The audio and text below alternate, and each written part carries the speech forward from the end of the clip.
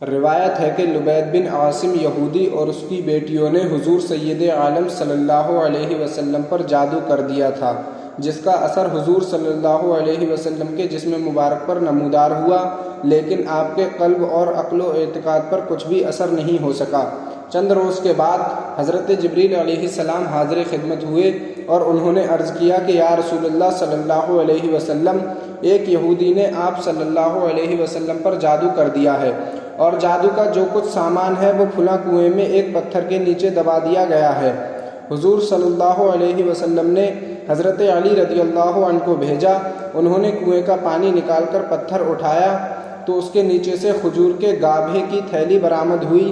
اس میں حضور صلی اللہ علیہ وسلم کے منہ مبارک جو کنگھی سے ٹوٹے تھے، اور کنگھی کے ٹوٹے ہوئے کچھ دندانے، اور ایک دوڑی یا کمان کا چلہ جس میں 11 گرہیں لگی ہوئی تھیں، اور ایک موم کا پتلا جس میں 11 سوئیاں چبھی تھیں، یہ سب سامان پتھر کے نیچے سے نکلا، اور یہ سب سامان حضور صلی اللہ علیہ وسلم کی خدمت میں لایا گیا۔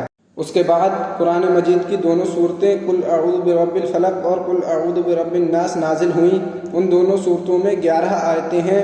ہر ایک آیت کے پڑھنے سے ایک ایک گرہ کھلتی جاتی تھی، یہاں تک کہ سب گرہیں کھل گئیں اور حضور صلی اللہ تعالی علیہ وسلم بالکل شفا یاب ہو گئے، اور جادو کا سارا سامان زمین کے نیچے دفن کر دیا گیا۔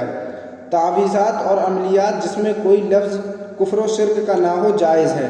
اسی طرح گنڈے بنانا اور ان پر گرہ لگا کر آیات قرآن اور اسماء الہیہ پڑھ کر پھونک مارنا بھی جائز ہے۔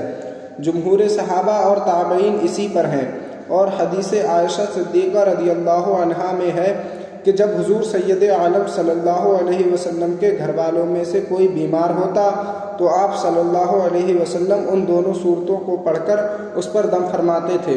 اور بخاری و مسلم کی حدیث میں ہے کہ حضور اکرم صلی اللہ علیہ وسلم رات کو جب بستر مبارک پر تشریف لاتے تو اپنے دونوں ہاتھوں پر دم فرمایا کرتے، اور اپنے سر سے پاؤں تک پورے جسم مبارک پر اپنے دونوں ہاتھوں کو پھرایا کرتے تھے جہاں تک دست مبارک پہنچ سکتے۔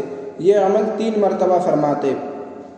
قل اعوذ برب الفلق اور قل اعوذ برب الناس، یہ دونوں صورتیں جن و شیاطین اور نظر بد اور آصب اور تمام امراض خصوصاً جادو ٹونے کا مجرب علاج ہیں۔ ان کو لکھ کر تعویذ بنائیں اور گلے میں پہنائیں، اور ان کو بار بار پڑھ کر مریض پر دم کریں، اور کھانے پینے اور دواؤں پر پڑھ کر پھونک ماریں، اور مریض کو کھلائیں پلائیں۔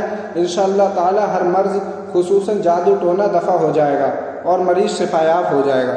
لہٰذا ہر سنی مسلمان کو چاہیے کہ وہ ان اعمال قرآنی کے فوائد و منافع سے خود بھی فیض یاب ہوں اور دوسرے لوگوں کو بھی فائدہ پہنچائیں۔ حدیث شریف میں ہے کہ خیر الناس من ینفع الناس، یعنی بہترین آدمی وہ ہے جو لوگوں کو نفع پہنچائے۔